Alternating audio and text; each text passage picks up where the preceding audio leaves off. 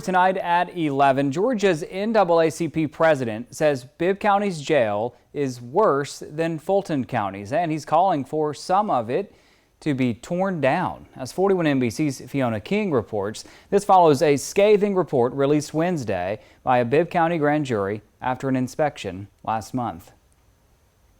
The grand jury stating a section of the jail is disgusting and inhumane. The president of the Georgia NAACP stating that the jail needs to be torn down.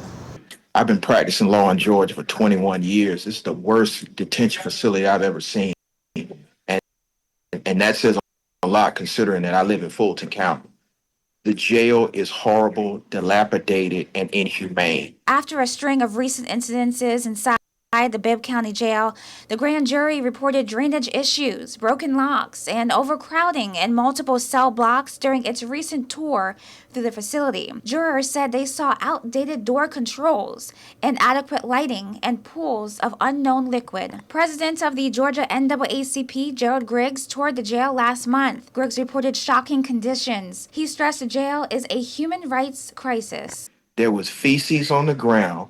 There were broken locks. Some sections of the jail didn't have lighting. There was unknown fluid on the ground. It looked like it hadn't been cleaned in several decades. On June 10th, Macon-Bibb Mayor Lester Miller announced new initiatives aimed at improving conditions at the jail, including a 30-day audit to release 150 non-violent inmates with ankle monitors. Griggs says that won't fix the issues. Releasing 150 people onto ankle monitors is not going to solve the problem.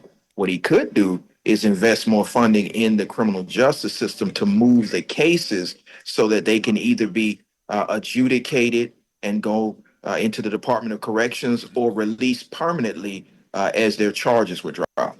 Mayor Miller also launched the Macon InReach program to help inmates with housing, treatment, and job support before release. Griggs says, while that sounds good, real change requires more action, stating only one thing will truly fix the problem. Find the funding to condemn that section of the jail, make an agreement with the surrounding counties to house those inmates while they build a new jail.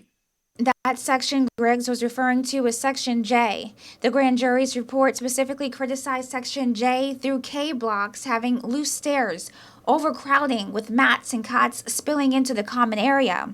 In the infirmary, the jury says it observed a need for more medical space and pointed out a sanitation problem, evidenced by the lingering smell of urine. We've already made both of our United States senators aware. We've made the lieutenant governor aware. We will make the governor aware. The mayor needs to understand this is a crisis.